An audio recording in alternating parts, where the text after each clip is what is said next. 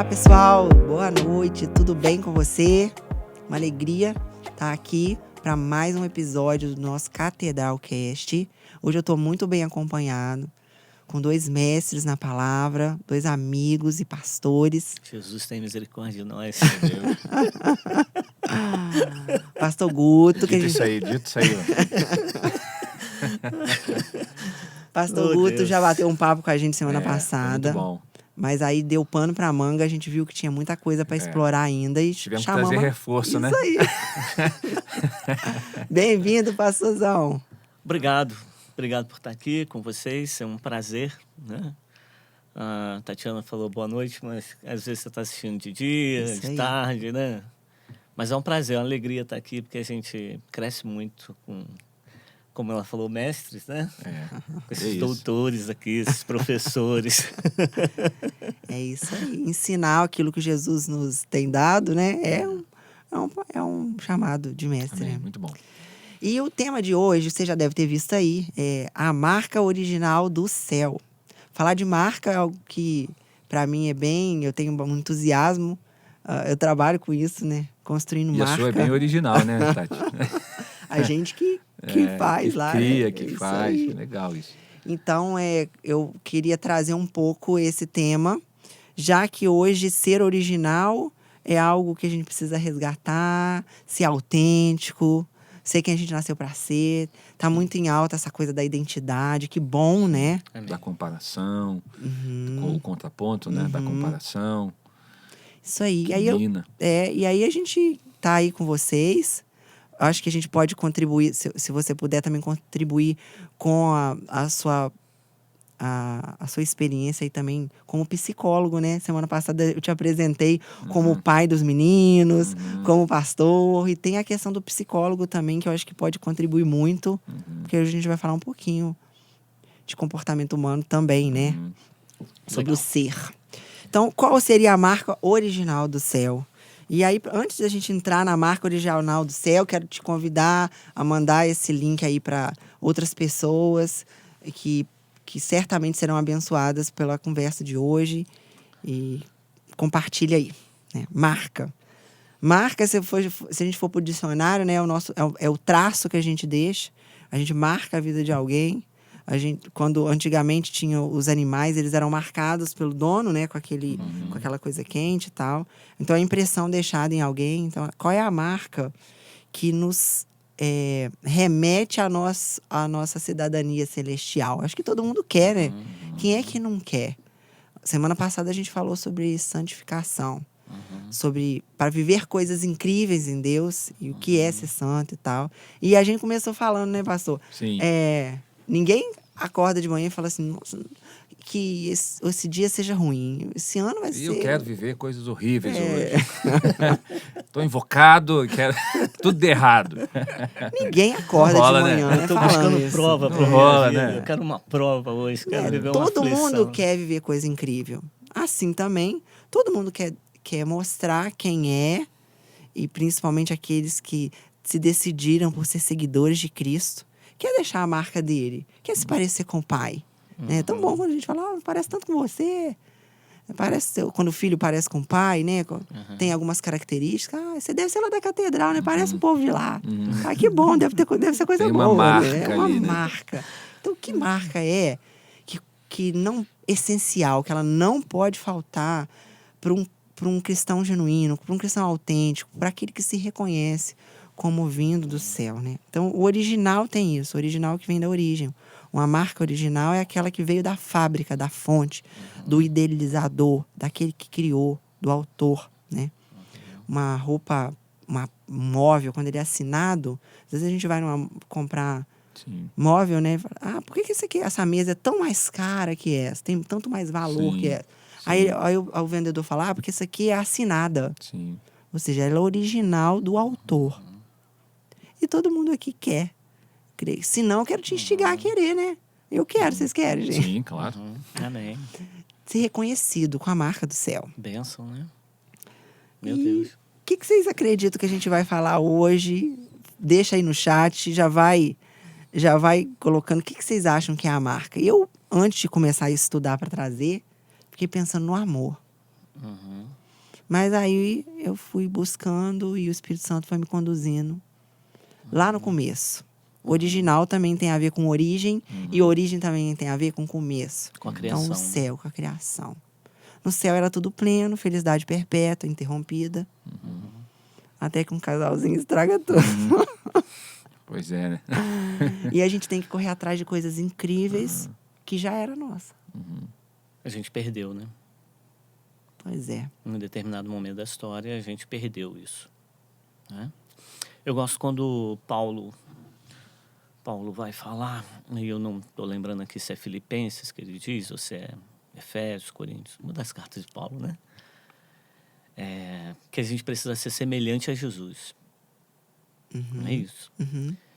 Que a gente precisa buscar isso de ser semelhantes a Jesus.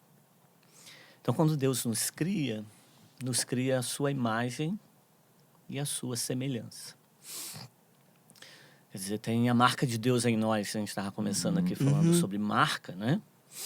Tem a marca de Deus em nós. Ele é o Pai, nós somos os seus filhos, não é isso? E a gente precisa, nessa caminhada, ser semelhantes a Ele. Né? Quando a gente olha para Jesus, o estilo de vida de Jesus, né? Se trata na questão do amor, né?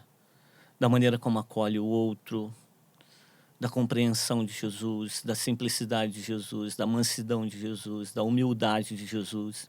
E quando Deus nos cria a sua imagem e semelhança, e nos cria para que a gente pudesse ter comunhão com Ele, nos cria para que a gente tenha comunhão com o outro, no relacionamento com o outro, nos cria para que a gente pudesse ter comunhão com o mundo criado. Né? Tem até uma brincadeira do pastor Cláudio Duarte, né, que fala que Adão era muito inteligente, que ele dá nome para os bichos tudo direitinho, né?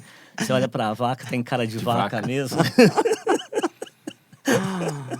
Então Adão era muito inteligente, né? Então ele se relaciona bem com toda a criação e de repente e o homem se relaciona bem com ele mesmo, né? Sim. Ele se entende, ele se compreende. Tem uma hora que tudo isso é quebrado.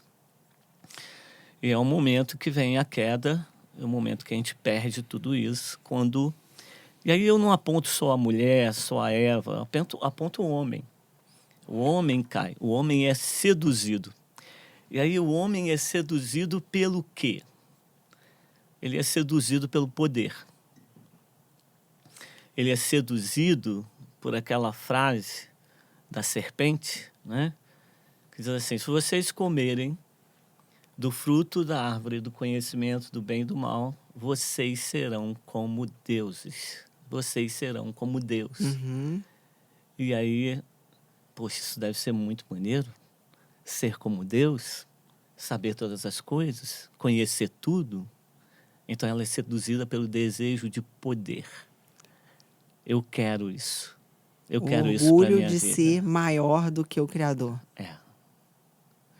Ou como o Criador, né? E a gente vê isso também na Torre de Babel. Né? Está lá no Gênesis também, acho que é capítulo 9 e 10, quando o homem começa a criar a Torre de Babel, o desejo deles é chegar aos céus.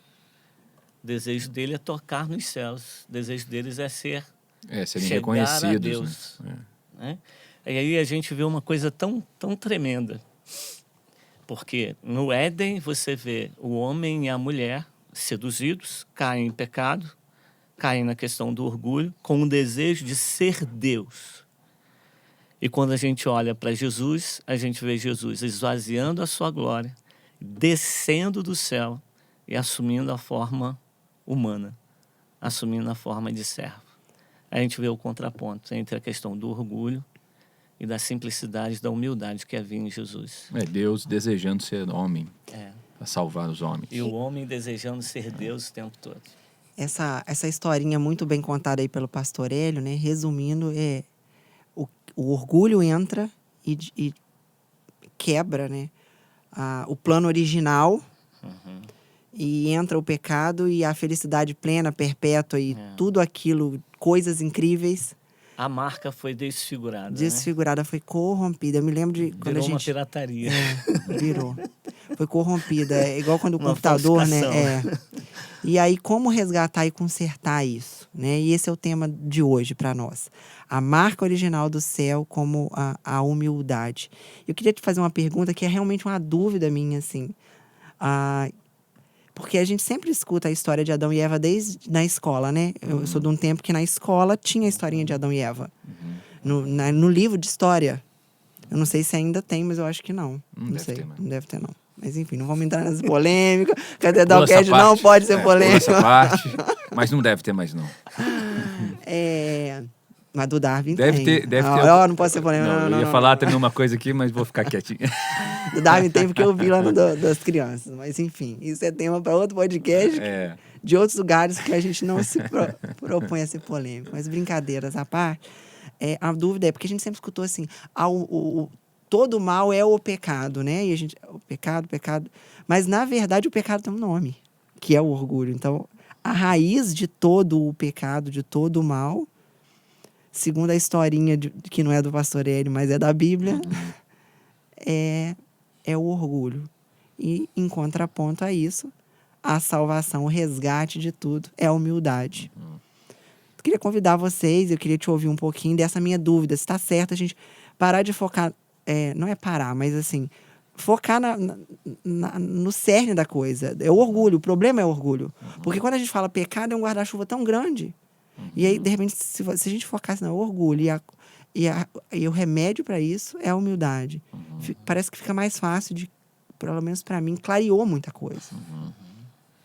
Não, eu acho que quando você foca na solução, a chance de você também caminhar corretamente, ela é maior, né? A chance de você se conhecer mais, a chance de você buscar a redenção, ela se torna mais palpável, sabe? Quando a gente foca muito no erro, esse erro aumenta, esse erro é como se ele me dominasse, sabe? E eu entendo que nós temos uma natureza pecaminosa, mas nós não somos escravos do pecado, né? Apesar de termos uma natureza pecaminosa, nós não somos escravos dele. Então, o caráter de Cristo ele precisa ser buscado em todo o tempo, né? Para contrapor esse orgulho que está aqui, né? Que está nesse lugar aqui, está no Vitor, que está lá atrás das câmeras. Né? O orgulho está na gente. Todos nós somos orgulhosos, né? Sim. Alguns numa maior medida e outros numa menor medida. Ou eu reconheço mais o meu orgulho ou reconheço menos o meu orgulho. O pastor Hélio de 2023 era um pouquinho mais suave, não era não? Ele já veio assim, vapo. Você não achou não? 2022, o de 23 está um pouquinho mais direto. É uma ira santa. Esse ano aqui. Acho que é a primeira vez. Não, é porque ele foi ao ponto, né? Todos somos orgulhosos. Mas Todos é verdade. nós somos orgulhosos. É a verdade que às vezes a gente não quer ouvir, né? Eu tô brincando com você, mas é fato. É olhar para o problema, reconhecê-lo e ir em busca da solução. Mas eu tenho uma boa notícia pra gente focar aqui. Eu queria convidar vocês, né? Eu trouxe um livro para nós conversarmos um pouquinho. Um livro... É um clássico cristão antigo. Da publicação do Pão Diário, que é desse autor Andrew Murray, Humildade, a Beleza da Santidade. E ele foca, são 12 capítulos, é um livro fininho, mas profundo.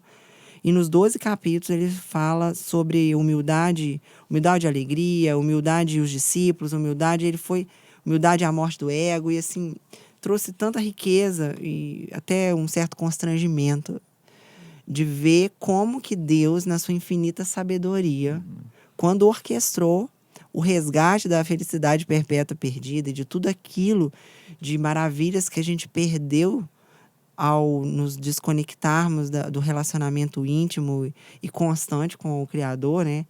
Ele elabora um plano que é enviar a humildade na prática, em carne e osso.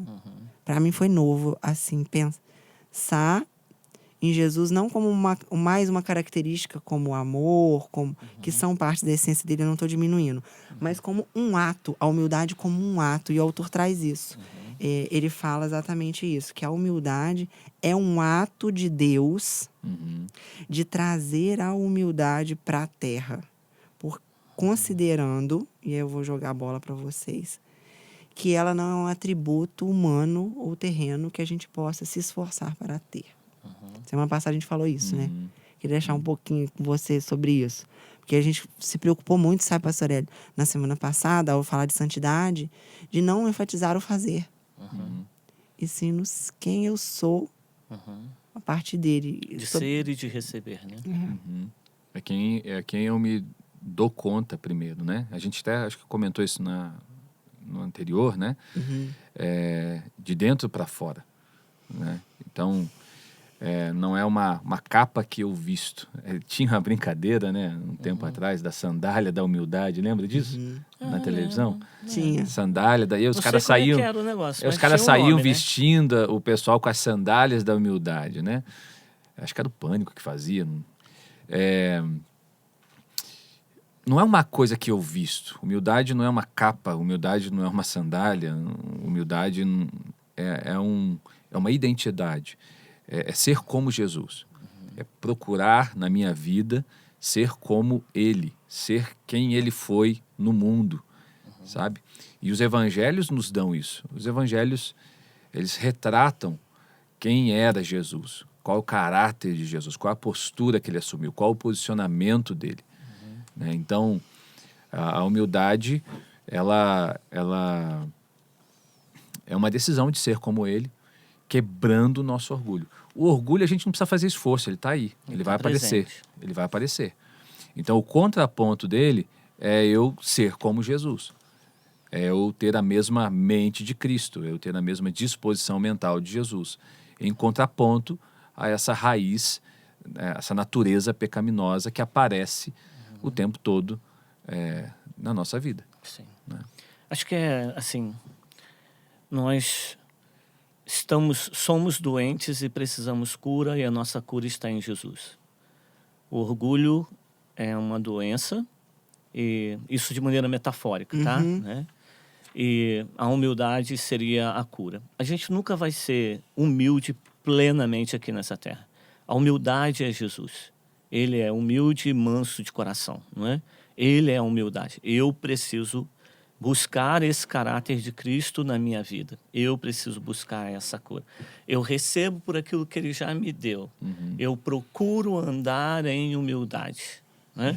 Eu procuro ter essa mentalidade. Eu procuro no meu comportamento, nas minhas atitudes, expressar essa humildade. É algo que eu preciso vigiar o tempo todo. Ser vigilante o tempo todo. Acho que passa um pouco por aquela questão das nossas lutas internas, né? Entre a minha carne e o Espírito de Deus que habita em mim. Então, a minha carne vai sempre me impulsionar, vamos dizer assim, né? Gritar, a minha carne vai tentar, vai sempre que eu assuma esse lugar de orgulho, de soberba, de altivez, de não posso aceitar isso, não posso aceitar aquilo, preciso buscar isso, aquilo. Mas o Espírito de Deus que age em nós, que trabalha em nós, nos leva novamente para esse lugar de humildade, de ser semelhante a Cristo Jesus. Essa coisa que vocês estão falando está me lembrando naquele texto de Filipenses por causa da questão do posicionamento, né? Não é um fazer, mas é uma decisão. Vocês falaram decisão, posicionamento. O pastor está trazendo essa coisa do diário. É diário, né? É algo diário, porque a carne todo dia você volta. Como um banho, como uma comida, que você precisa intencionalmente buscar entre o fazer no sentido da decisão de relembrar e reconhecer. E aí, Filipenses, no capítulo 2, no verso 5, ele vai dizer assim: tenham a mesma atitude demonstrada por Cristo Jesus. Embora sendo Deus, não considerou que ser igual a Deus fosse algo a que devesse se apegar. Em vez disso, esvaziou a si mesmo, assumindo a posição de escravo, e nasceu como ser humano. Quando veio em forma humana, humilhou-se e foi obediente até a morte, e morte de cruz. E aí o texto continua dizendo, né, que ele então Deus o exaltou de sobremaneira. Esse texto é maravilhoso, né? Sim. Daria pra gente ficar incrível, conversando sobre ele. Sim. E aí me chamou muita atenção, enquanto você falava, eu me lembrava disso. Sobre assumiu uma posição. Antes das câmeras ligarem, a gente tem pérolas que acontecem antes das câmeras ligarem, que eu falo, conversa. Vitor, liga a câmera aí. O Vitor, aí quando ligou já pararam de falar, né, Vitor? Não deu tempo. Mas o pastor falou, fala aí para nós, para não ficar só com a Não, bênção eu gosto da- dessa expressão que Paulo traz, a mesma atitude de Cristo.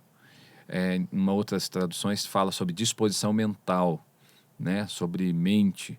E a gente sabe que a atitude ela é fruto da nossa mente, né? É interessante, eu sou apaixonado pela palavra e eu percebo que a palavra ela já nos falava muito antes de algumas teorias que surgiram, né? Então, por exemplo, você tem hoje a terapia cognitivo-comportamental, né? Que é uma abordagem terapêutica da psicologia, né?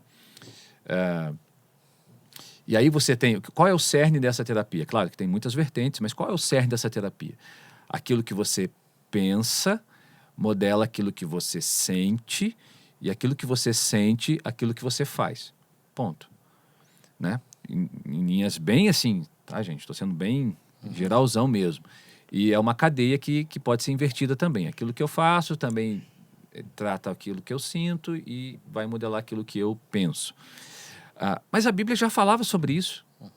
Antes dessa teoria surgir, né?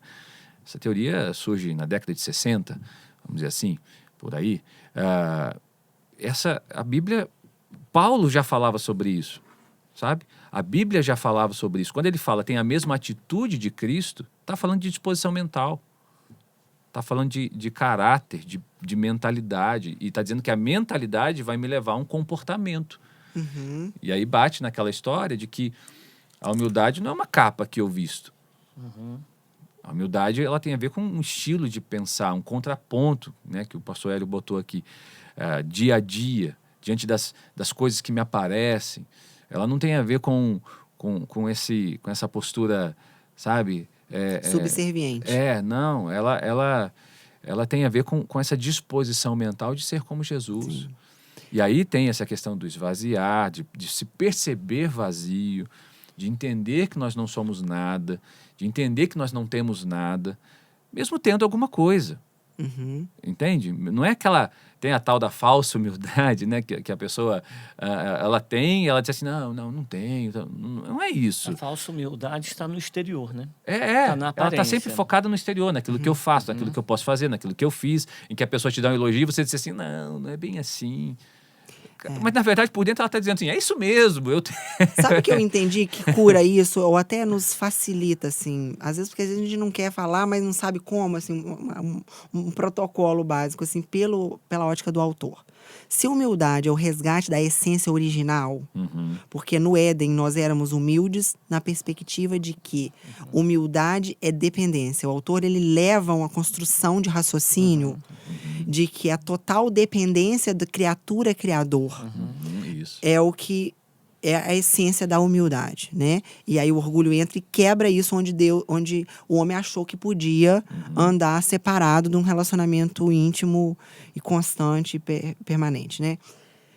A resposta seria assim, tipo assim, vamos se alguém elogiasse alguma coisa, um filho nosso, que a gente gosta, né? De receber um elogio de um filho. Olha, é isso mesmo. Ai, nossa, seu filho é tão lindo, lindo, né? Deus me deu ele. Isso aí. Deus me deu e eu creio que ele também quer te dar, se você é uma pessoa que você saiba que queira. Essa semana aconteceram algumas questões comigo e a gente tem orado, Deus tem dado direção. E algumas pessoas falaram sobre algumas questões de inveja.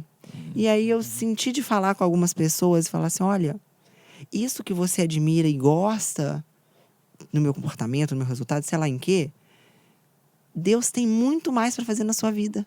Porque se Ele fez em mim, que tenho tantas questões de não merecimento, não é falta de humildade, não, é o querer ser mais humilde, não. Muitas coisas a gente sabe que a gente merece muito menos do que Ele nos dá. É favor, é graça. Então, se Ele fez na minha vida, Ele faz na sua. Então, eu acho que é uma boa resposta para a gente dar. Quando alguém elogiar, nossa, pastores, que palavra maravilhosa, hein? olha, Deus tem dado toda a glória a Ele. Ele me deu essa inspiração. Porque quando a gente não assume, não recebe a admiração, o elogio, a gente menospreza no discurso. E na semana passada, dentro do contexto da data, não sei quando vai ao ar, mas no dia que a gente está gravando hoje, semana passada, o pastor Evander pregou sobre Paulo a Timóteo, onde ele fala na parte da manhã, não menospreze... Foi domingo. Foi domingo, né? Não menospreze o dom que há em você, né? No caso dele, por causa da juventude dele. Sim. Então, todas as vezes que a gente rejeita um elogio ou se coloca abaixo da fala da pessoa, é uma maneira de desprezar algo e não glorifica a Deus. Sim, sim. Acho que tem um pouco a ver também com a motivação da nossa vida, né? Nós vivemos para quê? Hoje a gente vai viver para a gente mesmo. E aí eu vou viver incansavelmente buscando bens, buscando poder, buscando as coisas desse mundo. Ou eu vivo para a glória de Deus. Sabe? Eu preciso entender que eu fui criado para glorificar o nome dele, para o louvor da sua glória. E eu preciso viver para que o nome dele seja glorificado. Então, o que eu tenho é para a glória de Deus. O que eu sou é para a glória de Deus. O que eu faço é para a glória de Deus. Você acha que tem um pouco a ver com essa coisa de se esvaziar? Não, totalmente. E isso não invalida... Esvaziar. Não invalida o ter, né? A questão não é ter. Não é porque eu não tenho, sou humilde. A Se questão eu tenho, não é sou ter. soberbo. A questão é o que eu faço com o que eu tenho. Quem recebe a glória. Não é não buscar bens. Não é não buscar uma boa qualidade de vida, né? Sim. Uma boa dinâmica de vida para Mas os se eu seus tenho, se eu filhos, não para a sua tenho, mas família. pra A quem questão é não a é glória, essa. né? A questão é quem é a glória. Por isso que eu gosto da definição que eu li uma vez, que humildade não é pensar menos de si mesmo, mas é pensar menos em si mesmo. Então, é isso, é como usar aquilo que eu recebi. Graça, sabe? A graça, ela não é essa ausência de resposta, mas é a ausência de mérito. Sabe? Então, tem uma resposta, tem algo meu ali que eu faço, mas fruto dessa graça. É ausência de mérito, ou seja, é glória de Deus. É para a glória de Deus. Mas ele me usa para isso. Sem se autodepreciar. Porque Claro, senão você fala dele, né? É uma doença. A autodepreciação é uma doença. Eu caio no outro extremo. Isso me faz lembrar daquele Agora, versículo. só um pouquinho, é um desafio viver isso, né? Muito. Porque a gente tem tudo isso muito bem ajustadinho na nossa Não, cabeça. Né? Vamos a gente pra sai da prática? linha. Desafio A gente sai enorme. da linha. Eu me lembro, vou contar um pecado aqui. Pode confessar agora. Corta aí, grava. Eu me lembro, na época que eu estava iniciando com a carteira de motorista, e não sei se vocês passaram por isso, o pessoal que está nos assistindo também, mas quando a gente tira a carteira, meu Deus, né? A gente se acha Tirei a super poderoso. Né? Pai, quer que eu vá na padaria? Eu pegava a chave do carro. Aí na padaria, eu morava numa cidade muito pequena, você ia tudo a pé, mas para ir na padaria comprar pão, ia de carro. E eu me lembro, foi uma época que eu estava me mudando para Londrina, no Paraná. E eu fui com meu pai levar minha mudança, né? Eles foram juntos, né? Meu pai foi comigo. E eu falei, cara, eu não posso perder essa oportunidade de dirigir, né? Então eu tinha aquilo na minha mão. E aí ele me deu e ele dormiu do meu lado, e eu tô lá me achando, né? Me achando. E era uma meia subida, assim, né? E tinha um caminhão na frente. Falei, pô, é agora, vou fazer essa ultrapassagem, legal. Quando eu fiz, outro carro veio. Falei, meu Deus do céu, o que eu faço? Eu saí do outro lado da pista. Falei, pai, vamos comprar mexerica. Aí ele acordou, vamos. Lá na minha terra é mexerica, aqui é tangerina, né? Vamos comprar mexerica. Eu saí do outro lado da pista, né? Por que eu estou dizendo isso? Porque a gente sai da pista. A gente sai da pista. Legal. O tempo todo a gente sai. O tempo todo. Não é a gente não sair da pista. A questão é voltar para ela. Sim. Como nós vamos voltar para essa pista? E aí entra o caráter de Cristo. E aí o Espírito Santo tem um papel fundamental, porque quando a gente sai da pista, sinaliza. A gente pode não reconhecer imediatamente. A gente pode não se retratar imediatamente. A gente pode não consertar imediatamente. Mas que a gente sabe, a gente sabe. O Espírito Santo sinaliza. E aí a ideia da humildade é voltar para a pista novamente. Gostei dessa historinha dele, né? A gente pode pegar umas tangentes assim para disfarçar nosso orgulho e falar assim, ih, fiz uma coisa errada. Sair da pista. Literalmente, né? Gente, questão do orgulho, meu Deus do céu, né? Você fazer comparações, quando você começa a comparar com o outro. É o teu orgulho que está gritando. O autor fala disso. Ele fala disso e foi tão extraordinário, essa coisa da comparação. Porque uma das quando você vai estudar marca original, tem uma dos conceitos que é algo que seja único. Ou seja, não tem outro igual. É aquilo ali, não é em larga escala, é autoral, só tem um igual àquele e tal. E quando a gente entende isso, que não tem outro Hélio, só tem um Hélio. Então não adianta você querer comparar com o Guto, com o Evandro, com o Vitor, com a Tatiana, com a sua esposa. E aquilo que você foi único, tem algo específico do jeitinho que você é. Então a gente para de querer entrar num padrão do que a gente acha que é para ser aquilo que a gente foi chamado para ser. E dentro dessa perspectiva, eu acho que o que ajuda muito a gente a voltar para o prumo, pelo menos eu tenho feito esse exercício, é aprender a enxergar aquele versículo que fala da gente ver o outro como superior a nós. Sim. Não, acho que está aqui mesmo, está em Filipenses 2, é o texto de cima. Né? São os versículos de cima. Sim. Né? Acho que, deixa eu ver aqui, eu abri aqui num determinado momento. Amando mutuamente. No início do capítulo 2 aí. Tá aí, o isso verso mesmo, 3, ó. Verso 3. Não sejam egoístas. Né? Verso 3, nada faça por rivalidade, nem por vaidade, pelo contrário, cada um considere com toda humildade as demais pessoas superiores a si mesmo. Sim. Né? Então, reconhecer que o outro tem. É reconhecer o valor do outro. Sabe? É deixar o meu cálice transbordar para encher o do outro. Sim. Mas a gente só consegue reconhecer isso se esvaziar. Eu posso aprender com o outro também. Às vezes, na dinâmica, no automático, uma das coisas que o Senhor me exorta, sempre que eu estou orando com alguém, é a questão, já confessando pecado, né? Eu vou confessar o meu, gente. Corta isso aí, Vitor, deixa só com os pastores aí. É a sair do automático. Porque o automático ele é muito bom para várias coisas. Mas nesse contexto aqui, se você ligar o automático, você sai da pista. Né? Porque a gente tem que voltar de novo e vem, autor, como é que é? E hoje? Como é que eu faço com essa situação? Porque não tem protocolo para tudo. Para cada situação, você abre seu WhatsApp, é que você tem que dar a resposta que talvez você nunca tenha dado. Exatamente. Sair daqui, você tem algumas questões ministeriais aí que talvez nunca aconteceu parecido. Algumas são padrão, mas muitas não são. E aí, eu tenho esse desafio que Deus sempre me traz, assim, sai do automático.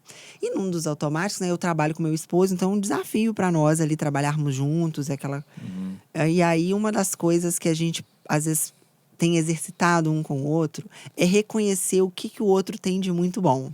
E a gente tem aquele dia que a gente elogia o outro, intencionalmente, e tem hora que é difícil. Parece que a gente está tão no automático de que é assim mesmo.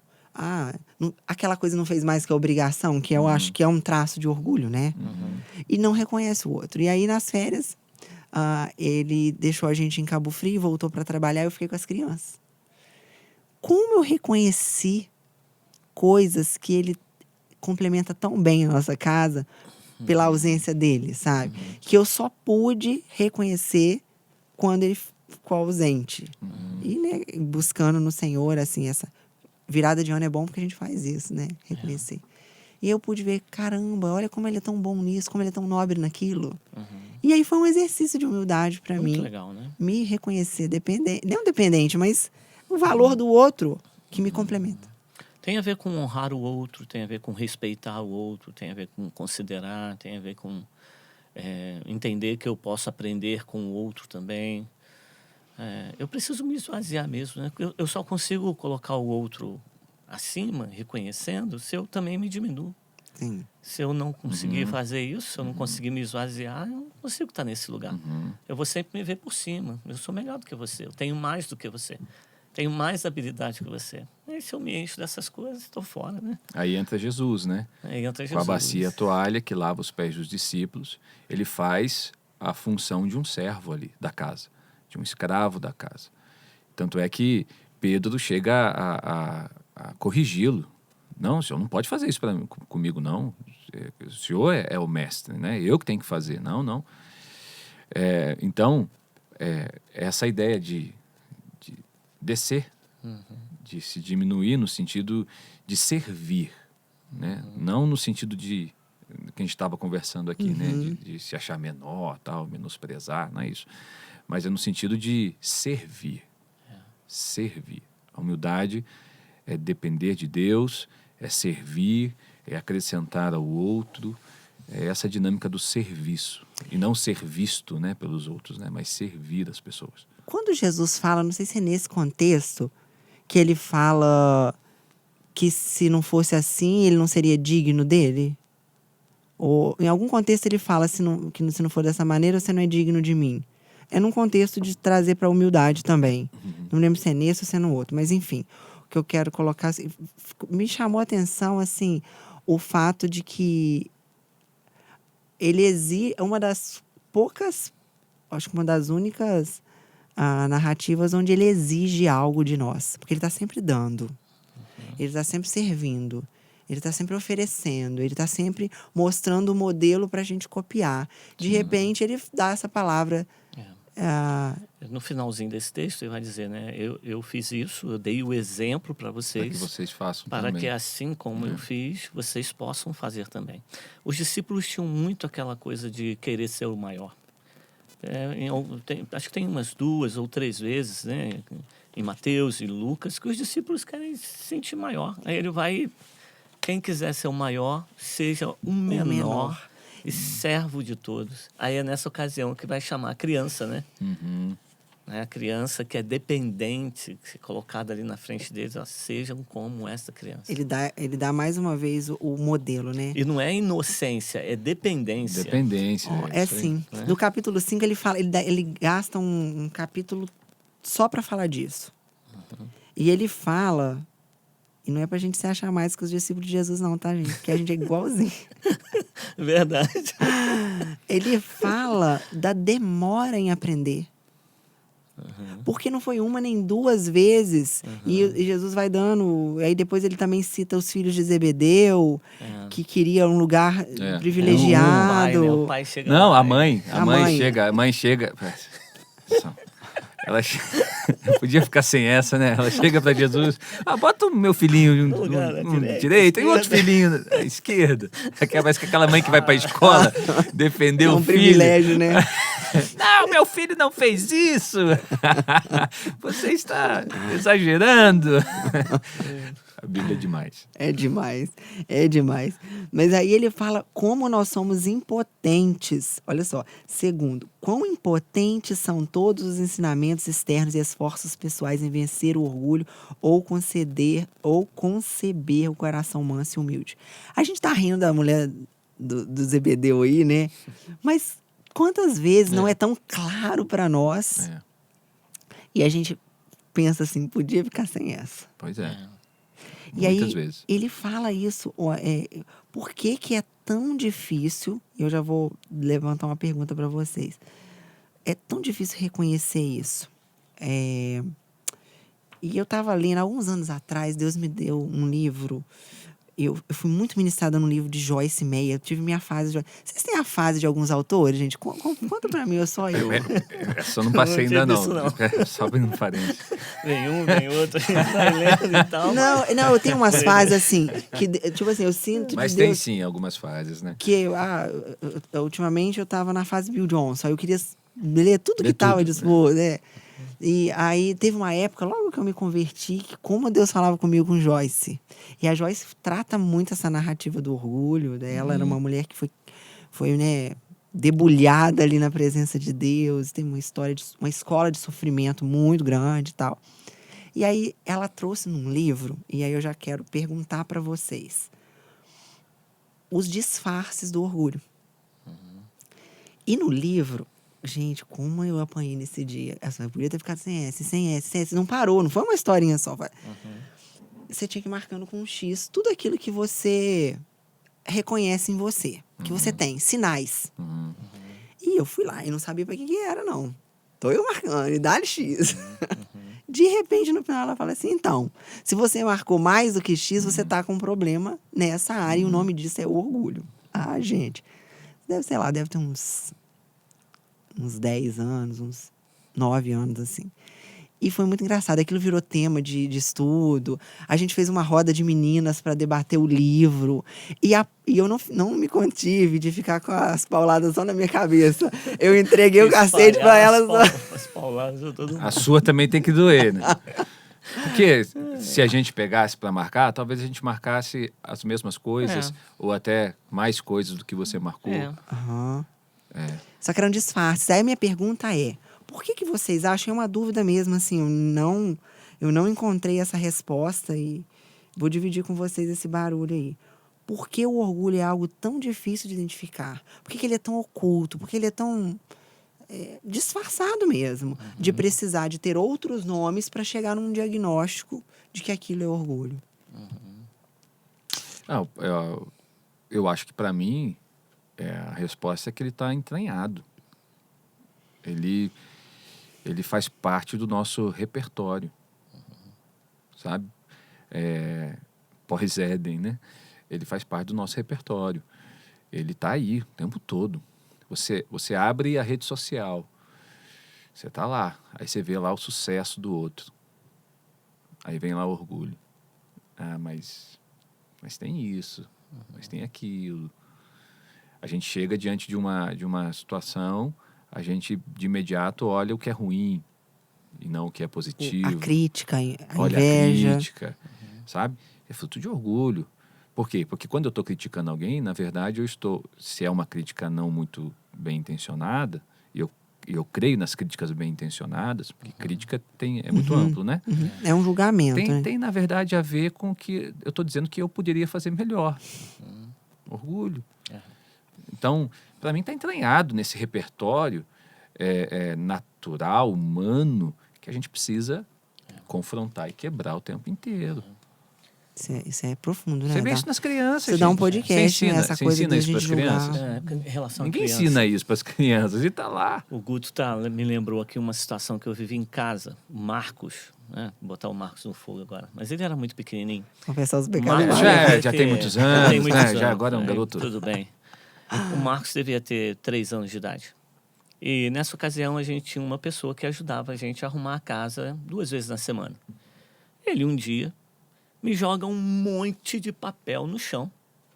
Rasgou papel, jogou um monte de papel no chão, fez uma bagunça enorme. E Elisete vai e fala com ele: Marcos, você vai precisar arrumar isso, tirar esse monte de papel daí e jogar no lixo. Não. Não sei se era a Dinda que a gente chamava ela. Não, a Dinda amanhã limpa. Ela falou: você vai limpar isso agora. E vai tirar isso agora. A Zete levou 2 horas com ele chorando horrores para tirar os papéis do chão, limpar e jogar no lixo. Não dá para entender uma parada dessa.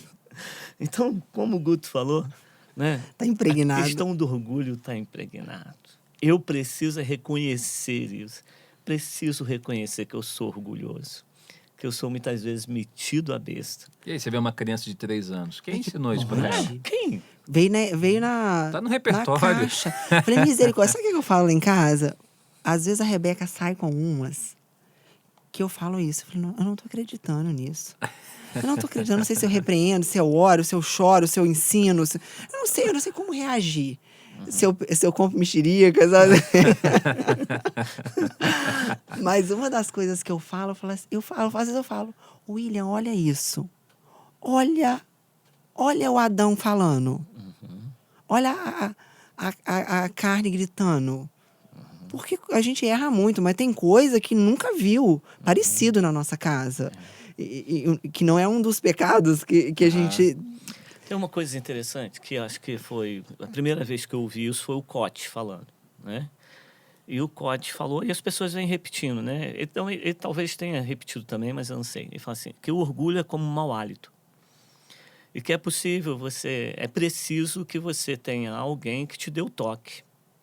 Às vezes você tem muitas atitudes orgulhosas e não consegue perceber. Uma mentoria, um amigo, um discipulador te ajudaria muito a perceber essas questões. Tem outras que a gente percebe logo, né? Quando você recebe uma afronta, a maneira como você reage. Olha Jesus diante dos fariseus, dos doutores da lei. Os caras vinham e batiam firme. Falava, tu és o chefe dos demônios, tu és o mestre do demônio, tu és o pai dos demônios. Jesus, olha, se você pecar contra mim, tudo bem, pecar contra o pai, tá tudo certo. Você só não pode pecar contra o Espírito, porque senão você não recebe perdão. Inabalável, né? Cara, Jesus, uma tranquilidade, ele era ofendido ali, não reagia. Como que a gente reage? Quando a gente é diminuído, quando a gente é afrontado, quando você vê o outro crescendo e você não cresce. Olha o orgulho que vem gritando nessas horas. Pastor, ele levanta uma bola agora que vai demorar mais algum tempo. Agora, deixa eu dar o contraponto aqui, porque não é sinônimo de se diminuir. Porque Jesus era muito firme. Mateus 23, raça de víboras. Raça de víboras. Ele era muito firme. Então, mas eu acho que essa firmeza, ela vem justamente de saber quem ele é. Da identidade. Né? Mas eu entendi o que o pastor Hélio... O que eu ouvi do que o pastor Hélio falou é no sentido dele não se inflamar emocionalmente e abalar a ponto de estremecer quem ele... O julgamento... Exato, né? Exato. E aí entra uma coisa que foi muito bom o pastor Hélio trazer para nós, que eu acho que é uma epidemia, e me corrija se eu estiver errado aí até como pastor e psicólogo, e vocês no atendimento pastoral, que é a necessidade de aprovação, que está destruindo muitas pessoas. De afirmação, As pessoas não deixando de fazer coisas porque com medo da crítica, ou até mesmo nós, eu me incluo nisso, às vezes quanta coisa eu deixo de postar que poderia alcançar alguém, mas eu fico pensando assim, vão achar que eu tô querendo aparecer. E vão achar que eu tô querendo mostrar. E às vezes... Deus sabe do meu coração, às vezes eu queria só demonstrar algo que pode servir de exemplo para alguém. Aquela lição da legenda. A foto é só para ilustrar, né? E como se libertar disso, né? Dessa necessidade de aprovação. O autor traz isso. E aí eu quero trazer aqui a figura, não sei se dá para mostrar, mas aqui ele mostra o vaso, né, derramando água. A figura do vaso é uma analogia que Jesus faz muito bem em vários textos. O vaso também, né? De barro. O oleiro, aquela coisa do oleiro, maravilhosa. A gente trabalhou em célula já esse ano. Dessa dependência, né, de remodelar o vaso quando ele dá errado ali na roda. Mas aqui o autor traz uma questão da água, que eu achei mexeu tanto comigo, eu ainda quero refletir sobre isso. Ele fala no início do livro, depois ele traz no final de novo, que é que a gente seja... Que a água, Deus como a água. A água, ela ocupa espaços vazios de uma forma muito inevitável. E esses espaços vazios precisam estar abaixo dela. Então, ele trouxe essa ilustração da nossa vida com Deus. Ser humilde é se reconhecer dependente de Deus e abaixo de Deus. Tem a ver com rendição, né? Com rendição. Se render. Quando eu me rendo, eu me coloco numa posição que, inevitavelmente, ele vem e me enche. E ele não me enche para que eu, então, me envaideça. Ele enche para que eu, então, transborde dele na vida de alguém. Né? E aí, com isso, ele fala o seguinte: se você entende isso, e isso impregna no seu DNA de nova criatura,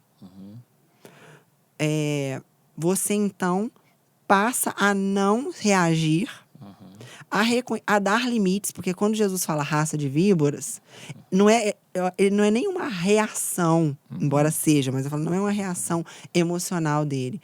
É um posicionamento dando limites a eles e dizendo. Mas é emocional, viu? Claro. Pastor. Lógico, claro. É emocional, ira. A ira colocada no lugar certo, né? Aí eu vejo mais como um confronto de Jesus em relação ao comportamento daquelas pessoas, né? Reação emocional. Não é uma questão de afronta. Entendi. Ele não tá afrontando, ele está confrontando. Tem até emoção ali. Mas eu tô entendendo. Ele é está porque indignado. da- Ele confronta Sim. aquele comportamento religioso, da maneira que eu maligno. coloquei, que talvez seja assim, não foi uma emoção exagerada, foi uma emoção, Foi uma emoção. correta. Isso. Na No lugar intensidade, certo. no lugar certo, na intensidade porque certa. a emoção, isso dá um outro papo nosso. A emoção, ela precisa estar no lugar certo, não tem nenhum problema. Então você está diante de uma situação de luto. Qual é a emoção esperada? A tristeza. Choro. Então, Tristeza, Aham. choro. Que leva ao choro, né? Tristeza que leva ao choro. O que Jesus fez no dia que ele recebeu a notícia de Lázaro? Ele chorou. Ele chorou. A emoção no lugar certo. Uhum. A questão do confronto. A emoção no lugar certo. Sim. O que a Bíblia fala? Irai-vos, mas não pequem. Uhum. Emoção no lugar certo. E o que não é... Que ação que não é motivada por uma emoção, né? Claro, é o conjunto, é o Aham. repertório que a gente recebe. Você é um tudo. ser, né? Você é um ser. integral. É, Uhum. e que vai muito nessa direção aí que você tá colocando. Boa. Mas então ele diz assim, se você consegue entronizar essa humildade como da água e ele vem ocupando os espaços, e a gente não precisa se preocupar em resolver uma necessidade de aprovação. Não precisa se preocupar. É de novo aquela história de focar na solução e não no problema. É uma Mas consequência. entra de novo a ideia de que eu preciso ter a mesma atitude de Cristo. Porque vai bater a porta. necessidade- Uhum. Vai Essa- bater. Essa necessidade Entendeu? de aprovação é orgulho. Sim. E vai bater a porta. Disfarçado de humildade, né? Eu tenho necessidade de que alguém me veja e me aprove naquilo que eu estou falando. Isso me envaidece. É orgulho. A raiz está no orgulho. Sim. Tem insegurança? Tem insegurança. Mas tem a ver também com a questão do orgulho. Uhum. Posso viver inseguro, aí eu preciso de alguém para estar lá me aprovando o tempo todo. Mas isso me faz bem. Estou buscando orgulho. O orgulho é um Só negócio, né? graça. E aí tem o outro também que Só está o graça e a tempo todo. misericórdia. Tem o outro também que está o tempo todo com a necessidade de aprovar o outro. Também é julgamento. Porque eu me coloco Também é acima orgulho. dele. Sabe? Tem que ter o dedo Eu dele. me coloco acima. Tem tô que ter a controlando. palavra dele, tem que ter o Sim, dedo dele. Tem a que ter... opinião. Então você comprou um carro e não falou comigo? Não pediu a minha opinião? Me desconsiderou. Me desconsiderou? Então você comprou um imóvel novo e nem perguntou o que eu achava? Uhum. Isso cai muito nos anos que nós vivemos na igreja brasileira, de líderes que achavam que precisavam ser consultados para tudo. Então eles começaram um relacionamento conjugal, um relacionamento de namoro. Mas você não me consultou? Eu sou seu líder. Uhum. Então eu mudei de endereço, mudei de casa, mudei de endereço. Mas você não perguntou para mim? Eu sou seu líder. Como assim você muda de endereço e não fala comigo? Uhum. Olha o orgulho aparecendo. Não com a necessidade de aprovação, mas a necessidade de aprovar. Uhum. De ter o dedo em tudo. Controle, né? De ter o controle em Muito tudo. controle. É Olha uma- como o negócio É esquisito, profundo, né? Vamos bater um papo com essa Eva aí, com esse Adão? Vamos resolver isso, Jesus. Jesus já resolveu, a gente precisa aprender com ele, Deus, né? É interessante isso, porque hoje nessa coisa das redes sociais, né? Desse relacionamento digital, é muito natural a gente comentar na foto uns dos outros. E é bem legal isso. Sim. Cria muita coisa Sim, boa. Sim. Em contrapartida, talvez a gente precise vigiar, porque até mesmo quando eu comento uma foto sua elogiando, o elogio também é uma forma de julgamento. Uhum. Então, entender como que está à disposição do meu coração. Se é validar algo que o Espírito gerou no nosso coração, como Deus validou Jesus. Né? Esse é meu filho muito amado. Nós não estamos aqui tenho condenando a validação. Acho importante a gente Sim. dar um feedback positivo, né? Sim. É uma maneira da gente alavancar alguém, eu tô com você, tá indo muito bem, continua nisso. O problema não é a gente aprovar ou elogiar. O problema é o coração do outro que recebe. E aí, assim, só ver a motivação do elogio. Porque dependendo do elogio, é pra gente rejeitar. Porque Sim. é a pessoa te julgando, ainda que seja positivamente. Ou para massagear a sua vaidade, ou enfim, para sustentar uma condição. Eu tenho tido um cuidado, porque como eu sou muito falante, assim, comunicadora, quem fala muito, erra muito no falar, Sim. né? Sim. Como tudo que a gente faz muito, seja A por Bíblia um dom... orienta a falar pouco. Então, é um desafio, porque às vezes, o achando que equilíbrio, tá né? acertando, Sim. você elogia alguém em algo que é um julgamento. Tô te julgando, ainda que sob a ótica do positivo, né? Gente, acho que a gente vai sair daqui melhor ou pior, hein? Ou deixando alguém melhor ou pior em A gente tá casa. saindo Não, em crise. Não, melhor. Quando a gente traz luz, melhora. A gente precisa descer muito, né? A gente precisa descer. Descer, se esvaziar. É João Batista quando vê Jesus, né? João Batista tem uma multidão que o segue. O cara é popular na época. O cara tá no deserto e a multidão tá lá. Mas quando ele olha Jesus, Ele é maior. aponta para Jesus e fala, ele é maior. Eu gosto da versão de Marcos, Cara, que fantástico. diz assim, eu já preguei sobre isso aqui, e esta era a sua mensagem. Aí, 2 pontos. O que vem depois de mim é maior do que eu. Que ele cresça e que eu diminua. Não sou digno de desatar as sandálias dos seus pés. Eu batizo com água, ele batiza com fogo. Gente, para Que ele cresça e eu diminua. E não era só um discurso, tanto é que ele vai repetindo isso em várias ações. Ele aponta para ele o tempo todo. As pessoas vão procurar por ele. Não sou eu, é ele. Sim, sim. É muito interessante isso. A gente sair do foco e deixar que humildade. Jesus assume o lugar, né? Sim. Humildade. Eu creio, gente, que João Batista fez isso, Jesus fazia isso, e o autor fala para alinhar e deixar a gente na rota, ele fala muito da gente ter a raiz da nossa oração em cima disso. Então, por que a gente quis trazer isso como um dos primeiros temas? Porque se a gente tiver isso fortalecido, esse princípio-chave do reino, todos os demais vão fluir a partir dele. Inclusive o amor, como fruto, né? Sim. E aí ele fala, não temos nada que não temos recebido. Então, entender o vazio é isso. Se eu estou vazio, tudo que vier é lucro. Se eu não tenho nada, tudo que eu fizer, operar, agir, reagir, é dele. E aí ele fala que a humildade de Jesus é a própria essência da nossa redenção. Olha como é que profundo isso. Ele pega no cerne da história toda, o cerne da redenção, no sentido de que a humildade é uma pessoa. E eu já tinha ouvido e lido, e a Bíblia traz, né, a sabedoria como uma pessoa, mas a humildade como uma pessoa foi algo... É a primeira vez, né? Foi a primeira vez e fez todo sentido. Embora não tivesse escrito assim na Bíblia, mas é isso que a Bíblia diz. Como não tem trindade na Bíblia, por exemplo, né? O termo trindade. E a gente vai caminhando para o final. Não sei se tem algo no coração de vocês também a mais que vocês queiram trazer. Mas ainda dentro desse guarda-chuva que a gente abriu aí agora, do nada e do tudo, e da história do João Batista, estou tentando achar aqui. Ele fala do não e do nada repetidamente presente no discurso de Jesus. Porque quando a gente fala de se esvaziar, ele se esvaziou, como a gente leu em Filipenses. Mas como que é isso? Como era isso na prática? Porque é tudo muito bonito, igual a gente falou aqui dentro, né? Na mesa, na teoria. Como é que a gente faz lá fora? E Jesus fez isso. Como que ele fez? Em várias partes do discurso dele, ele... Não é sobre mim, é sobre ele. Eu não tenho nada, eu não faço nada... Não são as minhas palavras, são as dele. Né? Das dele. Eu não faço Pratico nada que as obras do meu pai. Nada que eu não vi o pai fazer. Isso. Então, eu creio que é isso. O não e nada, né? O não e nada. Reconhecer o meu nada para que eu, então, apareça o tudo dele.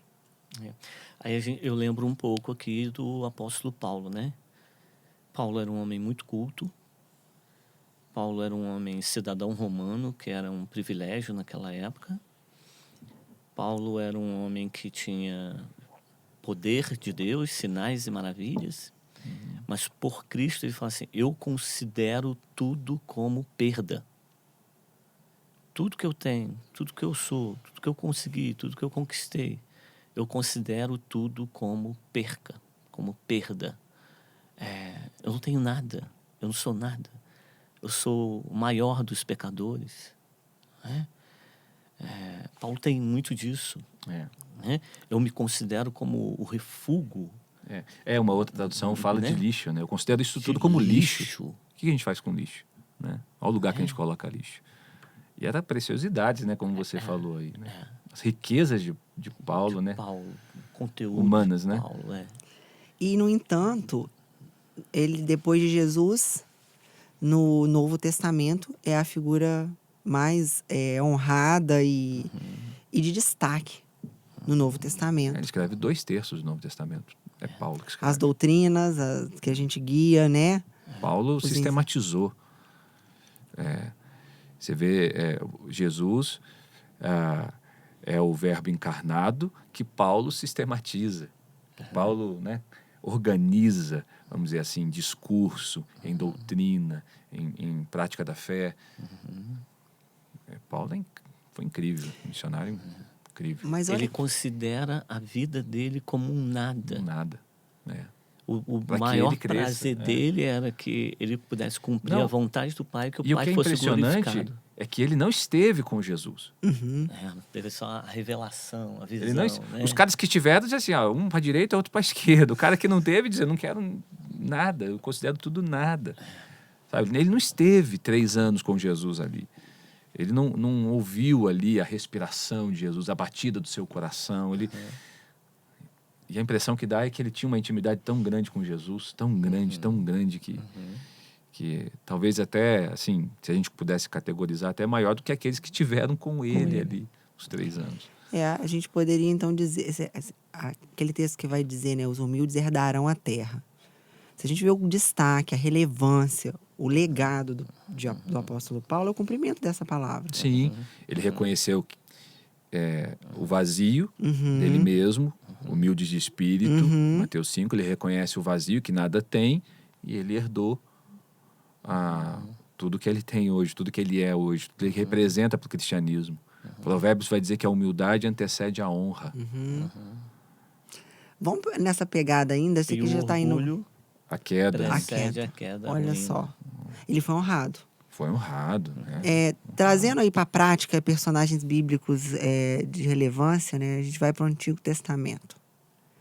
E aí a figura que a gente escuta desde pequenininho, quando eu era pequenininha lá em Barbacena, não tinha que ligar, eu falava isso. Eu fui falar isso ontem com o Samuel, ele falou assim, o quê? Ele não sabe o que é essa piada. Mas até quem não é cristão sabe as histórias bíblicas, algumas delas, né? Uma das mais famosas do rei Davi. Figura proeminente, de fama e poder. Sim. O maior rei de Israel, né? Sim. E Davi, ele era conhecido como um homem segundo o coração de Deus. Coração ensinável. E um coração ensinável é aquele que sabe que não sabe tudo. Sim. De novo, não é coincidência, né? Davi era um homem que mantinha sua comunhão com Deus, sua relação de dependência com Deus, de intimidade. Ele procurava o tempo todo consultar a Deus. Ele tinha várias pessoas também que ele consultava, né? Ele não se achava, não, eu vou fazer isso, pronto, acabou. Ele não apenas consultava a Deus, mas tinha também os seus conselheiros, outros que ele recebia, né, direção também. E uma coisa que me chama muita atenção em Davi é que ele não muda com o poder. O poder humano, o poder de ser rei, o poder essa expressão de autoridade, essa autoridade que ele tem, não muda o caráter de Davi, não muda a relação dele com Deus. Não muda a relação dele com as outras pessoas. Diferente de Saul. Saul começa muito bem, mas quando ele está nesse lugar de poder e autoridade, ele muda.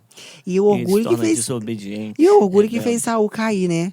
Porque a Bíblia narra claramente que ele se levanta contra Davi quando ele ouve a aclamação das pessoas exaltando Davi. Ele, não, eu vou mandar matar esse cara. Saul matou 1000, Davi matou 10.000. Ele entra em crise. Ele surtou.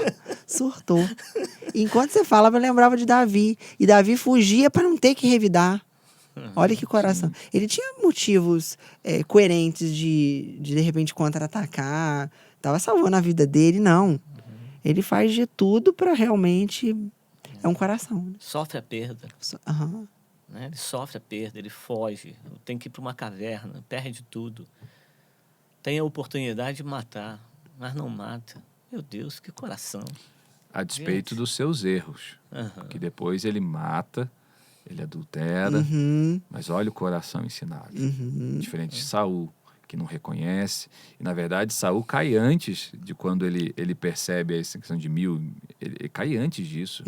Na capítulo 15, né, de 1 Samuel, que ele assume um lugar que não era dele, de sacerdócio. Ele assume Oferecer o sacrifício. oferecer né? sacrifício. Ele não Ansioso, consegue esperar né? o sacerdote chegar, sabe? Ele quer orgulho. Eu sou rei, eu posso todas as coisas. Em contraponto, Davi, não. Davi, mesmo sendo rei, consultava o Senhor, mesmo sendo rei, se arrepende dos seus erros, mesmo sendo rei, não mata Saul tendo a oportunidade de fazê-lo. É a busca pela instrução, a busca pela orientação, é uma característica dos humildes, né? A gente teve a oportunidade de ter com as mulheres aí no ano passado o método saber, e o S, que é o de servir, que é o primeiro, porque tudo é sobre o outro, tudo é sobre servir. Né? A nossa existência aqui é servir. E a letra B do método é a busca contínua por conhecimento. E dentro dessa perspectiva de que eu reconheço que eu nunca sei o suficiente. E quanto mais eu sei, mais eu descubro o que eu não sei. Né? Igual a gente poderia ver assim, nossa, olha que bacana, né? Falamos tanto sobre humildade, agora eu já acho que eu já sei sobre humildade. Não, agora eu descobri que tem tanta coisa sobre humildade que eu não sei, mas o bom disso, e que nos mantém humilde, é reconhecer que se eu estiver conectado com a graça, é ela que vem e vai revestindo com a humildade que é dele, tornando né? semelhante que é a Jesus, dele. né? Ainda sobre essa busca da orientação, um dos textos que eu amo, que faz parte, assim, da minha... Eu falo do meu top 10, que deve ter uns 47, né? Meu top 10, mas esse é do top 10 mesmo. Acho que ele não tá extrapolando os 10, não. Que é: uma coisa pedi ao Senhor, e a buscarei, que eu possa viver na casa do Senhor todos os dias, para contemplar a bondade, sua bondade, e buscar orientação no seu tempo. É isso que você está dizendo, né? Davi buscava orientação. Eu não sei o Mesmo suficiente. sendo rei. Né? Porque ele podia falar, não, agora eu já sou rei, já provei para todo mundo, já posso descansar nisso, né? Exato. Caminhando para o final, queria chamar vocês para a gente falar daquele famoso versículo do mestre, que esse está no top 10. Que é o: vinde a mim todos vós que estão cansados e sobrecarregados. Porque o orgulho, ele cansa. Sim. O orgulho, ele pesa. Sim. A gente se desgasta. Sim. Seja tentando provar, Anima. seja guerreando por uma causa que a gente não é justo, né? E aí daria para falar várias coisas. Só que aí depois Jesus continua dizendo assim: e aprendam de mim. Ele convida a gente para aprender dele, né? Que sou manso e humilde de coração. E aí ele continua: e encontrareis descanso. Aí é o contraponto do que você falou agora, né? Que o orgulho cansa. E aí por que eu quero trazer isso? Porque eu tenho percebido, e eu me incluo nessa lista, o Senhor tem dado graça para descansar.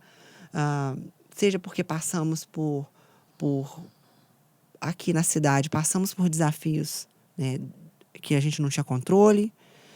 Passamos por 2, 3 anos de pandemia, passamos por questões de guerra no mundo, passamos por troca de governos, enfim.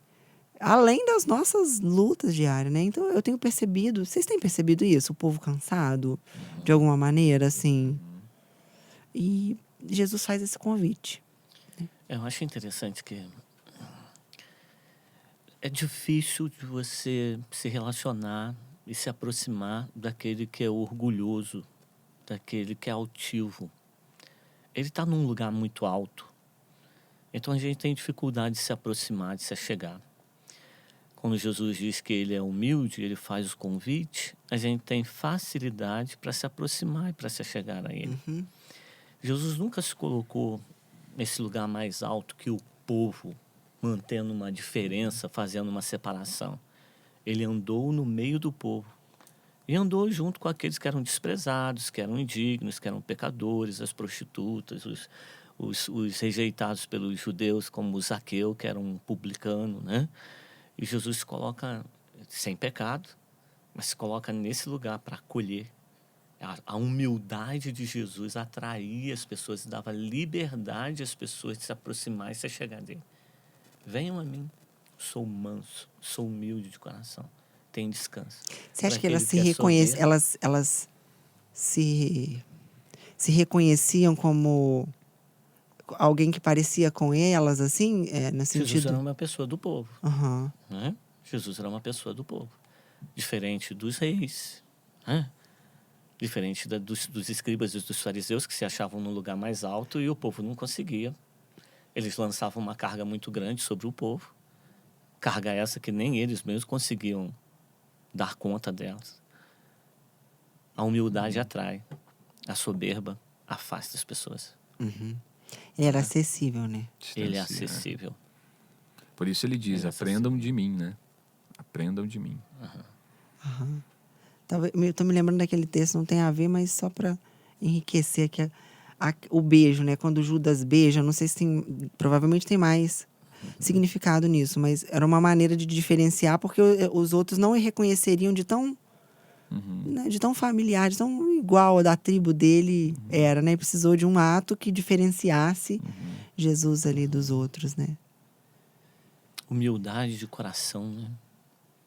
É a essência de Jesus. A gente volta para a questão do ser e não do ter ou do fazer. Ele era, eu sou, humilde e manso. Venham, aprendam, caminhem junto comigo, recebam disso. Eu gosto dessa coisa do aprendam e de trazer pra gente esses papos práticos do como, sabe? Como é a marca do cristão genuíno, como é a marca do cidadão celestial, como eu faço isso na prática. Aí a gente vê algumas coisas em Jesus. Ele acolhe as crianças, ele traz as crianças para perto dele. Ele não tem dificuldade de ir na casa de Zaqueu. Muitas mulheres conversavam com Jesus em público. Ele quebra uma série de paradigmas. Ele vai lavar os pés dos discípulos. Ele mostra com os seus atos, com as suas atitudes, aquilo que ele é no coração. Sabe? Eu acho que esse é o caminho para a gente. É a gente dar importância a uma criança quando a criança se aproxima da gente para poder querer conversar, falar, dentro de casa, na igreja, em outro ambiente.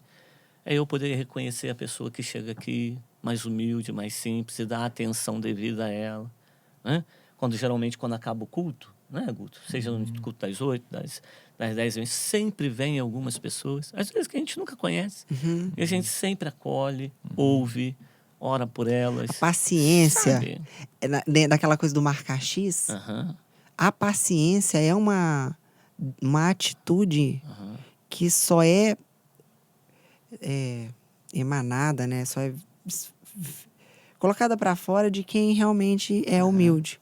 Porque muitas vezes o ato de paciência, ele e até o autor fala um pouquinho disso, com outras palavras, estou traduzindo assim do que eu entendi, mas que a paciência, normalmente ela é exercitada por nós na relação com alguém que de repente tem menos habilidades, menos até conhecimento, alguém ou hierarquicamente, em termos de posicionamento, inferior. Então a gente tem que descer para o entendimento dela, para o nível dela hierárquico. E isso, então, é a gente entender assim, realmente, eu estou aqui, em termos de algum conhecimento, essa pessoa está aqui, mas porque isso que me coloca aqui, foi ele que me colocou, eu, então, desço para servir, porque isso foi me dado, esse conhecimento a mais que me faz eu liderar essas pessoas, me faz eu reconheço que foi Deus que me deu para usar nessas pessoas. Se eu não tenho paciência de esperar o time da pessoa de chegar, ou de esperar... De entender, né? Eu, então, não estou entendendo que tudo foi dado a mim por ele com esse propósito. E, de repente, eu até deixo de receber. Sabe? Ou de ampliar, né, o que eu recebi. Sim. Certa vez, eu estava caminhando na avenida. Algum tempo atrás, eu era estudante aqui em Petrópolis. E eu estava bem incomodada com algumas pessoas que não...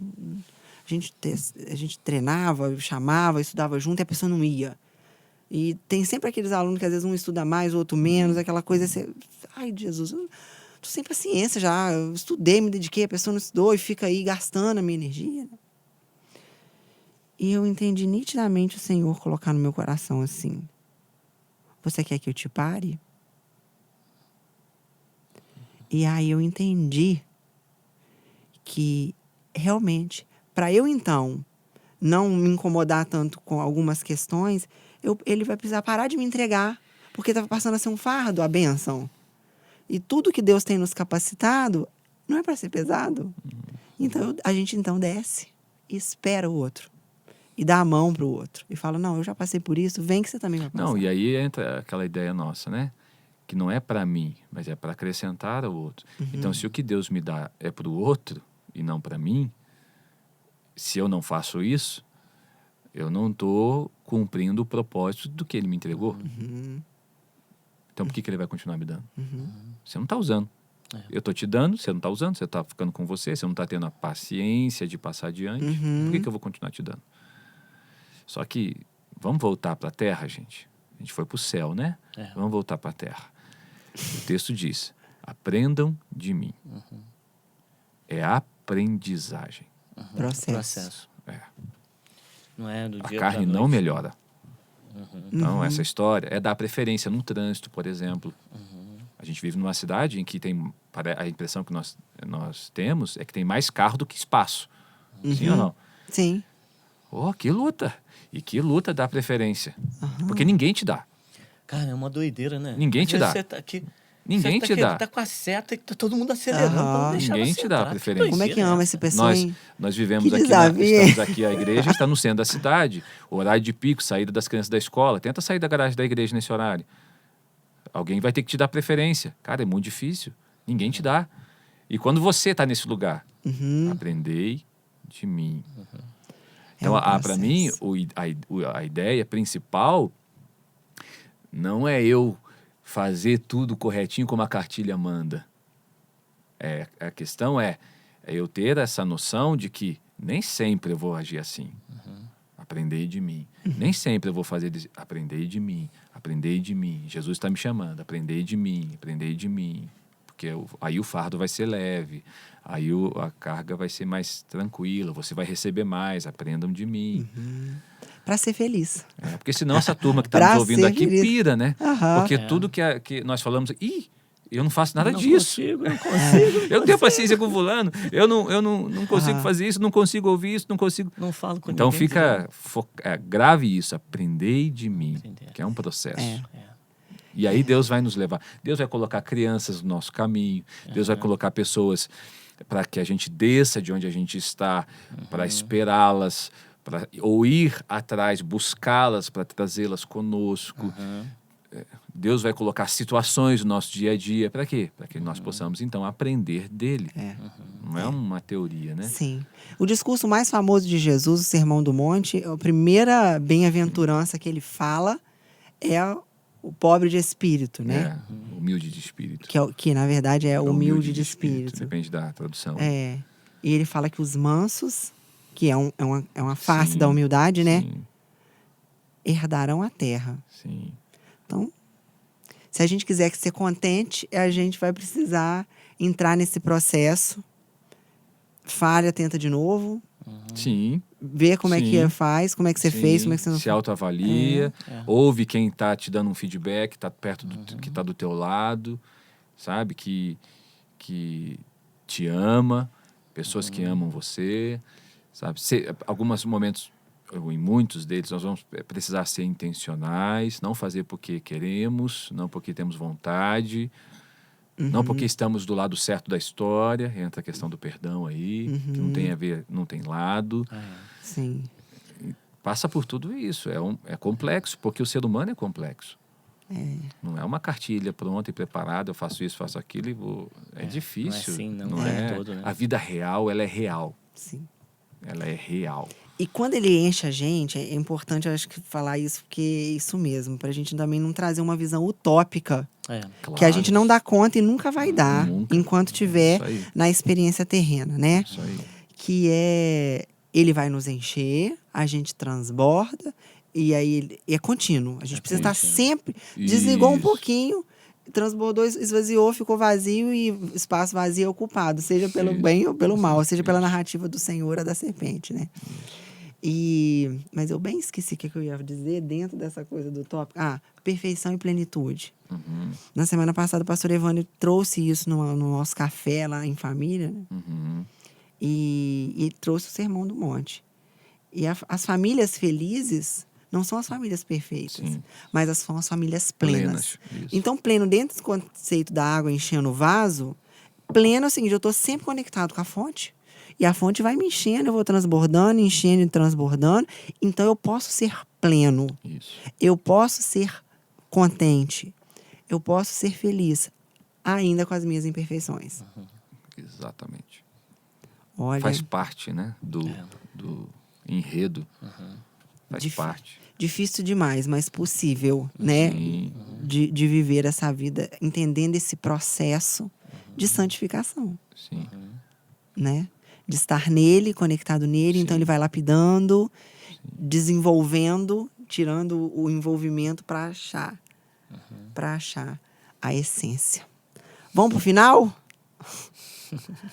E aí, gente, foi bom Ela já conversar falou sobre vamos isso. pro final umas 4 vezes, não falou? Eu tô igual pastor, tô aprendendo com vocês. Finalmente. Aí a gente bota Vitor. alguém pra tocar lá, pra dizer, pensar que tá acabando. Então a palavra. Não, gente, agora é o final do final mesmo.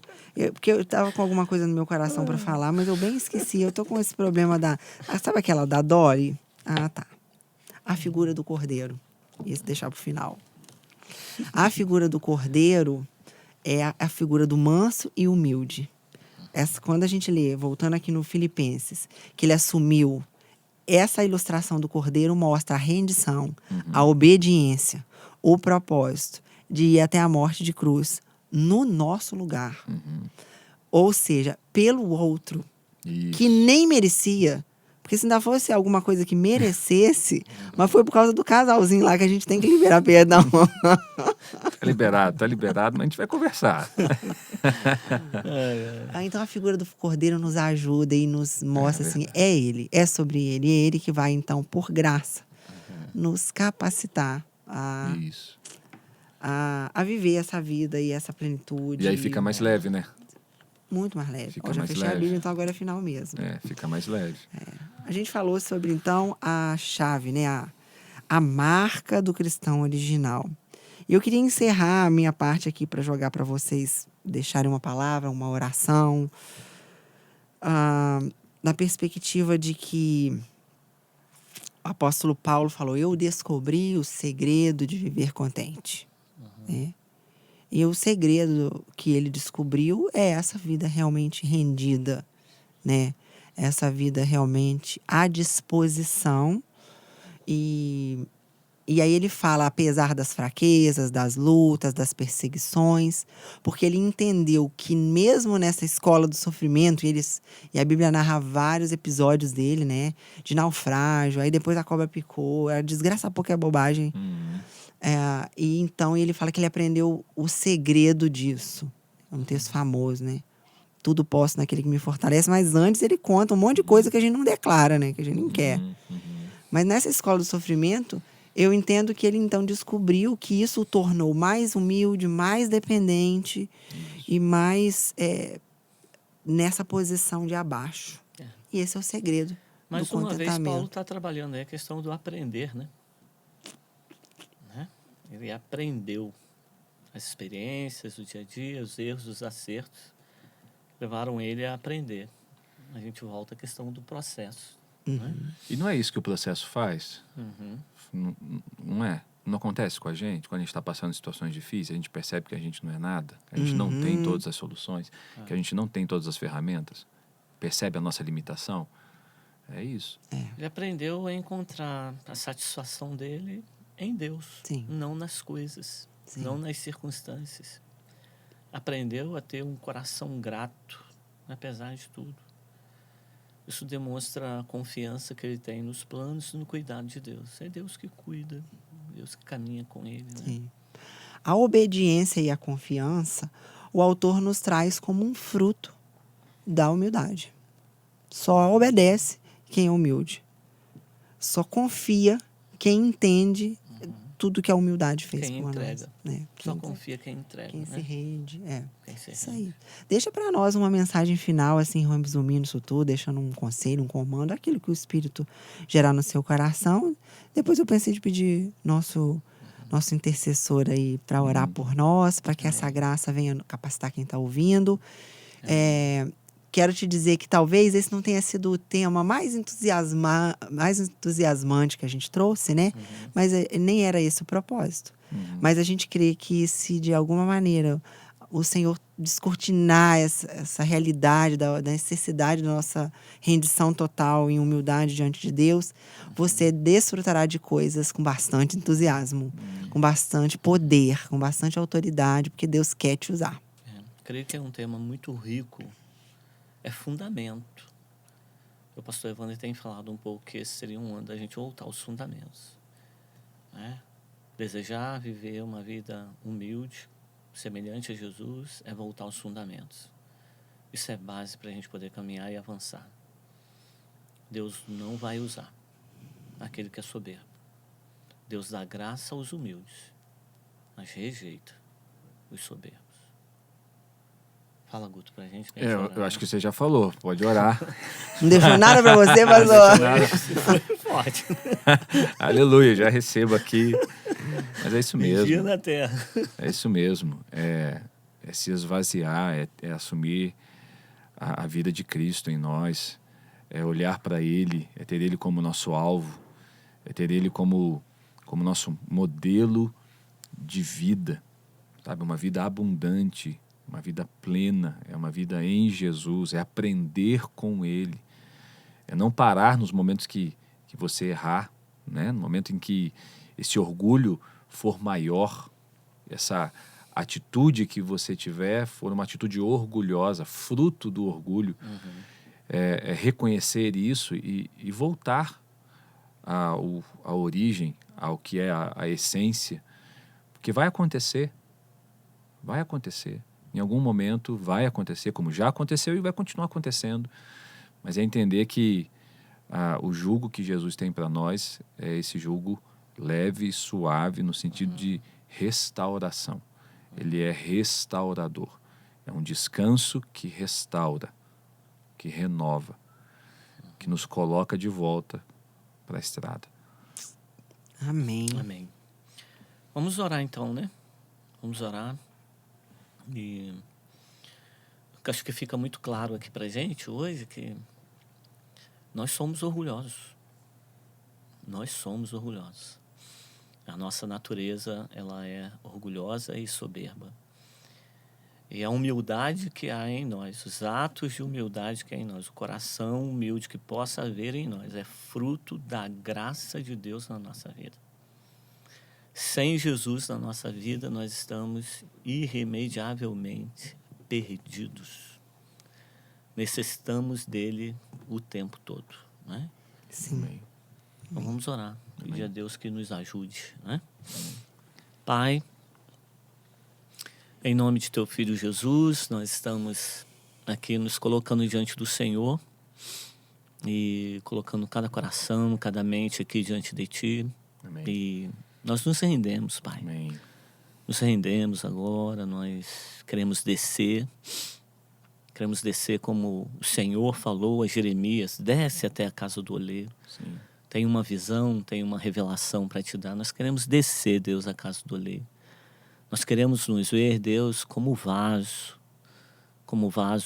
frágil, como o vaso, Deus, que se quebra. Nós queremos se ver como o vaso que o apóstolo Paulo fala, que a excelência do poder vem de Deus e não de nós mesmos. Nós somos vasos. Pai, em nome de Jesus, nós te pedimos que nos ajude no nosso dia a dia, nos ajude na nossa caminhada, nos ajude, Deus, em nome de Jesus. Nos ajude a vencer, Deus, nossos desejos orgulhosos, Amém, nossas Jesus. práticas orgulhosas. Nos ajude, Deus querido, a ser semelhante a Ti, Jesus, dia após dia. Nós queremos, Deus, ir para o lugar secreto, nós queremos, Deus, ir para diante do Senhor, nós queremos gastar tempo contigo, nós queremos aprender de Ti. Aprender de Ti. Então, Deus, em nome de Jesus, ministra a nós a Tua essência, mostra-nos o caminho, nos ajude, porque nós necessitamos disso. Em nome do Senhor, nós oramos, te pedimos que, de alguma forma, essa palavra possa cooperar com o nosso crescimento, crescimento daqueles que ouvem, que possa edificar a vida de cada um, em nome de Jesus, Pai. Transforma a nossa vida. Nós não queremos ser orgulhosos. Nós não queremos nos assemelhar a Satanás. Nós queremos nos assemelhar a Ti, Jesus. Nós queremos ter essa mesma maneira de pensar que há em Cristo Jesus. Amém. Assim como Ele desceu, Amém. abriu mão da sua glória, Amém. se esvaziou Oh, desse Jesus. mesmo. Nos ajude, Deus, a nos esvaziarmos, a descermos, nos assemelharmos contigo, a sermos obedientes, confiantes em Ti. Em nome de Jesus que nós oramos. Amém. Amém. Amém. Amém.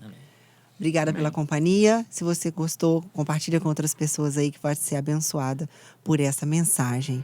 Um abraço apertado e até semana que vem.